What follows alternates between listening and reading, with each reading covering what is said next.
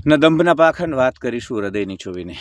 તો છેલ્લા 2 દિવસથી હું જોઉં છું કે ગુજરાતના મેઇન સ્ટ્રીમ મીડિયા જગતમાં એક વસ્તુની, એક ઘટનાક્રમની ચર્ચા થઈ રહી છે.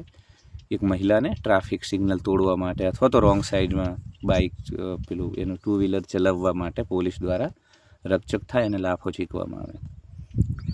તો ઠીક છે, પહેલાં જ ક્લિયર કરી દઉં કે લાફો ચીકવાની વાતને હું બિલકુલ સમર્થન નથી કરતો, કેમ કે જે પણ સજા હોય બીજી, મતલબ એ કદાચ અપશબ્દો બોલતી હતી તો પણ એને લઈ અને જેલવાસની સજા કે જે કંઈ મહત્તમ કલમો હોય એનો ઉપયોગ કરી અને એને સજા તો થવી જ જોઈએ. જુઓ, સજા થવી જ જોઈએ, કેમ કે ભારત અને આપણે જે દિશામાં જઈ રહ્યા છીએ, લો એન્ડ ઓર્ડર, કાયદો અને વ્યવસ્થા જે દિશામાં જઈ રહી છે, આવનારા 10 વર્ષમાં ભારતમાં જે પ્રકારની સ્થિતિ નિર્માણ થવા જઈ રહી છે, ગૃહ યુદ્ધ જેવી સ્થિતિ નિર્માણ થવા જઈ રહી છે. એટલે પોલીસ અને આર્મીને તમે માનવ અધિકારના નામે જો એમના હાથ બાંધી દેશો અને પછી હાથ પગ બાંધીને તરવાનું કહેશો તો કોણ તરી શકે? એટલે કલમોનો ઉપયોગ કરી સજાની મહત્તમ સજા થવી જોઈએ, એમાં કોઈ મત નથી.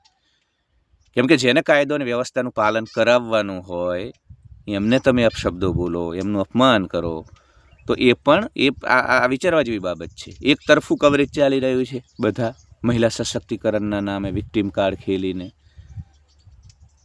ભાઈ, કાલ ઉઠીને કાયદો અને વ્યવસ્થાની જાળવણી નથી થતી, તમે આ જ પોલીસની સામે આગળીઓ ચીંધો છો. ભાઈ, એ પણ મનુષ્ય છે ને, એ પણ તમે સીધું એનું અપમાન કરો માનવ અધિકારના નામ ઉપર.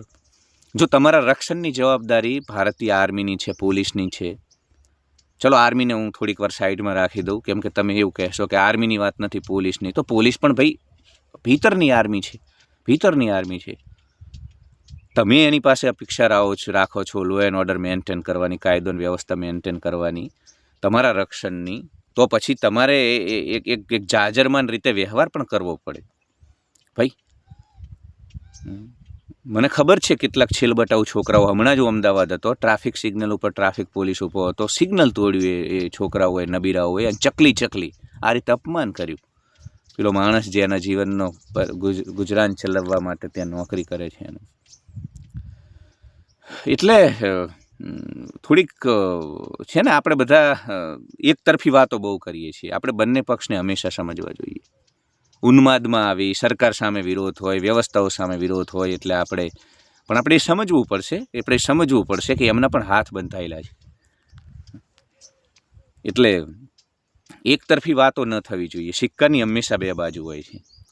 લાફો મારવો એ નિશ્ચિત એની નિંદા થવી જોઈએ. એ કોઈની ઉપર પણ હાથ ઉપાડવો, એ ઘટનાને આપણે બિલકુલ સમર્થન નથી કરતા. એની નિંદા, એની જેટલી થઈ શકે એટલી ટીકા, અને એમની ઉપર પણ એક્શન લેવાવી જોઈએ, અને લેવાય છે. પણ આપણે અપશબ્દો બોલીએ, જે લોકોની પાસે અપેક્ષા રાખીએ છીએ, એમની પાસે અપેક્ષા તો છે જ, કશુંક કંઈક ઘટે તો તમે આગળ તો ચીંધવાના જ છો. તો ભાઈ, જેની સામે આગળીઓ ચિંતાવાની છે એમને પછી સત્તા પણ હોવી જોઈએ ને મેન્ટેન કરવા માટે જરૂરી પગલાં લેવાની. એમની પાસે, તમારે પોલીસ બીડા પાસે અપેક્ષા રાખવી છે કે એ લો એન્ડ ઓર્ડર મેન્ટેન કરે, કાયદો અને વ્યવસ્થા જાળવે, પણ પાછું એ કોઈને દંડો મારે તો ન ચાલે. તો ભાઈ, આ ભય વિના પ્રીતિ, તમને લાગે છે આ સંસાર સમાજમાં ક્યારેય ભય વગર કોઈ પણ પ્રકારની પ્રીતિ થાય? ચમત્કાર વગર નમસ્કાર થાય? તો 108 ઉપનિષદ, આટલા મહાપુરુષો, આટલા ભગવાન આવીને ગયા ધરતી ઉપર, તો દુનિયા બદલાઈ ન ગઈ હોત?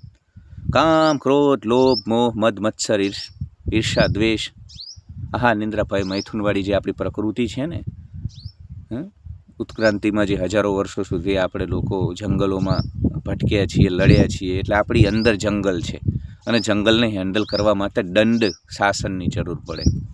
વાલ્મીકી અને વશિષ્ઠ અને વિશ્વામિત્ર બંનેની શાસન પ્રણાલીમાં આપણે વિશ્વામિત્રની શાસન પ્રણાલી જ સ્વીકારી છે, દંડ રાજાવાળી, કાયદો અને વ્યવસ્થાવાળી. વશિષ્ઠની એ નહોતી, એમાં લોકો જ સાત્વિક હતા, કે જરૂર નહોતી. પણ આજે શું લોકો સાત્વિક છે? ચારે બાજુ ભોગવાદી વાતાવરણ છે, કળિયુગ ચરમ પર છે, કાયદો અને વ્યવસ્થાના લીરા ઉડે એમ છે. કહું છું, ગૃહ યુદ્ધ જેવી સ્થિતિ નિર્માણ થઈ રહી છે ધીમે ધીમે.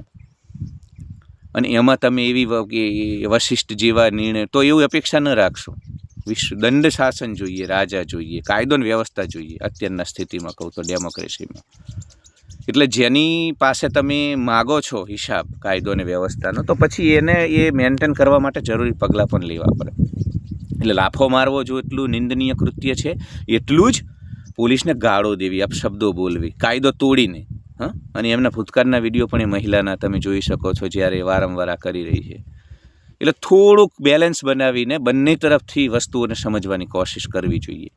આપણે ચોંટી જ પડીએ છીએ સતતને, પણ સમજો, કાલ ઉઠીને પછી આની ઘટના બને હિટ એન્ડ રનની, તો પછી તમે લોકો પોલીસ ક્યાં હતી ને શું હતી ને કાયદાઓનું કેમ પાલન થતું નથી ને બધું કાગળ ઉપર જ છે. એટલે બે ધારી વાતો કરીએ છીએ. આપણે દંભી પાખંડી છીએ યાર. એટલે જ હું કહું છું કે આ દેશ માત્ર ખેતી પ્રધાન નથી, કૃષિ પ્રધાન, દંભ પાખંડ.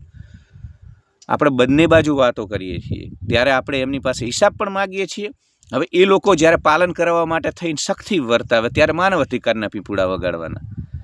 એટલે યાર આ દંભ પાખંડ છે, આ સગવડીયો ધર્મ છે, સગવડી વાતો છે. આ બધી તમારી સગવડ મુજબ તમે બધા પ્રકારના કાર્ડ ખેલો છો. એટલે એને હાથ ઉપાડ્યો એ નિંદનીય કૃત્ય છે, એને સજા થવી જોઈએ. એ આપણા જવાનને, પોલીસ જવાનને. તો પોલીસને અપશબ્દ બોલવો, એનું અપમાન કરવું, કાયદોને વ્યવસ્થા જાળવવાની અંદર વિક્ષેપ પેદા કરવો, આ પણ એટલું જ નિંદનીય કૃત્ય છે. બંનેની વાત થવી જોઈએ. આ અનફેર વાતો છે, બિલકુલ ફેર નથી. Love you all. Like, share and subscribe and hype my video.